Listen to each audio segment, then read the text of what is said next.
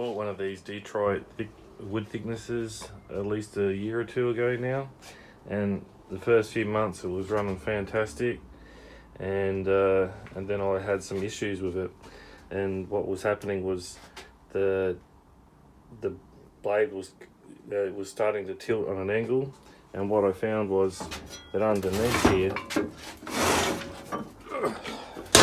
they got some gears.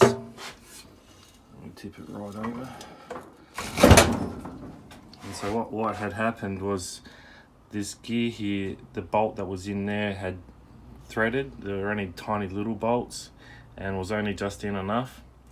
And so that had come loose, and then this wasn't sitting in right and was just jumping threads. So one side of the table was dropping down and not wasn't adjusting evenly. So I took this off and I noticed that I replaced it, and the very end of the thread here was threaded, so I had to put a longer bolt in, and then when my bolt was fully done up, I locked it up with a couple of nuts. And then because when I did that, the gap in here had changed, it tightened up that tight that it was pushing on the other side, and there is a spacer in there like a washer, and it just was too tight, and so therefore it made a gap in here. So I put another washer in, and that's brought it out to touch the gear here. All right, but in doing that, because you can see here these are stepped, and that should be round the other way. All right, and when it was round the other way, it was too tight, and when with it round this way, it sits into the gears nicely. All right, and then a few months later, the other side went, and this one is actually round the right way, and I still the washer, when whoever had set it up had the washer on top, and I'm like, well, what? So I changed it around, put it underneath, and now it sits in perfect. All right, and I thought, well, how do I readjust it?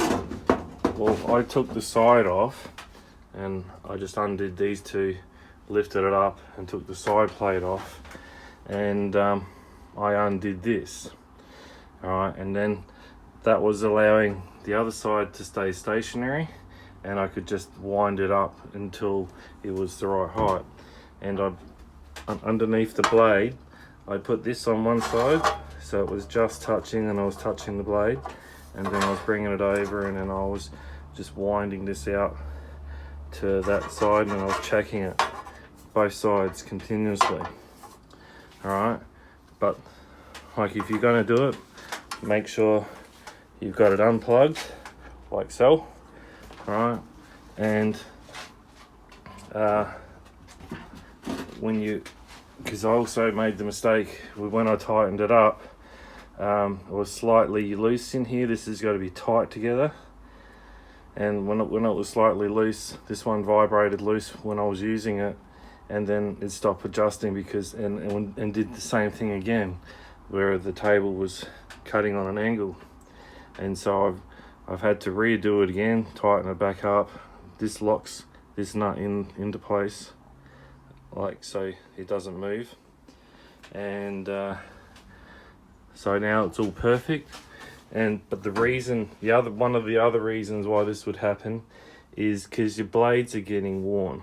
All right, so the more your blades get worn, they don't cut, and every time you adjust it down, there's nowhere for this to go because these aren't spring loaded. Like it can't just lift up on its own, so you're forcing it through, and sometimes when you're forcing it through, it can jump a thread. Okay, so changing your blades over, got this little handy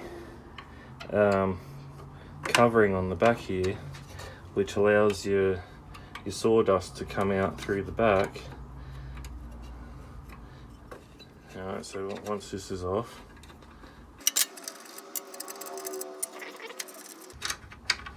and I did a good job of this. I think this is a quite a good way of changing a blade over. So you lift this out, alright, it's a bit stuck in there, but it comes out like so, and well, they put this safety device in here. See this here?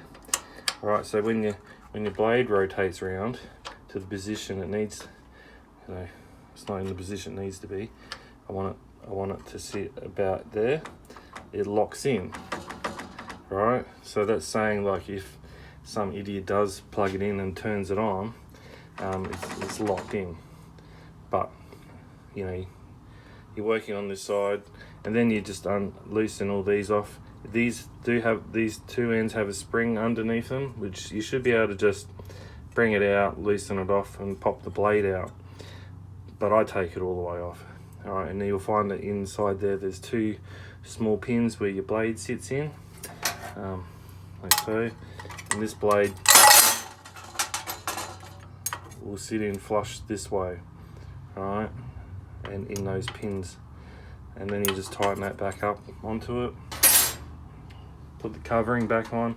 Now the other problem I found was I had some damaged blades on one time, because in these areas here they just had 2 screws there and 2 screws here, and the screws that they'd used were these ones, and with that small, they'd only just did it up into the plastic, and eventually they vibrated loose, and they damaged my blade, right? Because because I took it off and there was only 2 screws in there, and they were only just in there. So I put 4 extra ones in the center, and the thing with pop rivets, they're made out of aluminium.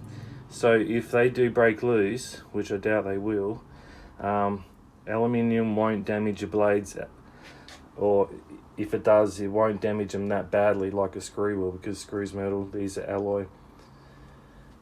Alright, so yeah, that's what I got holding them in, and they sit a lot flusher too. So and that goes back in.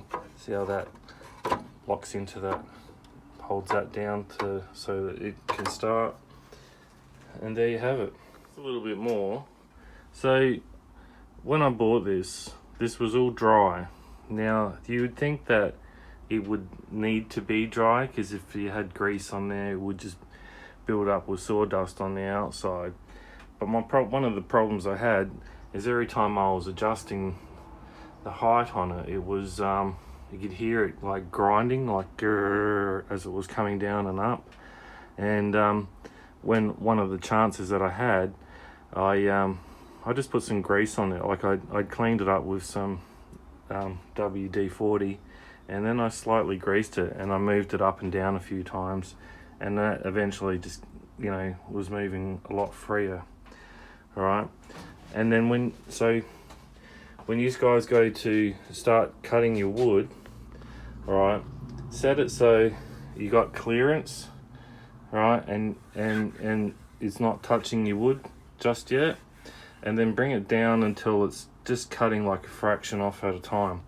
Run it through until it stops cutting the wood, all right, and then lower it down like so, half a turn like that, or like one complete turn. So that'll do like 1 millimeter, and then do the same thing. Run your wood through, and then keep running it through until it's not cutting anymore.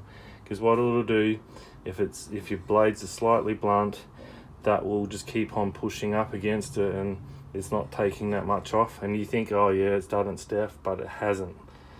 So wait for it, because that's a good indication to know that your blades are worn out as well.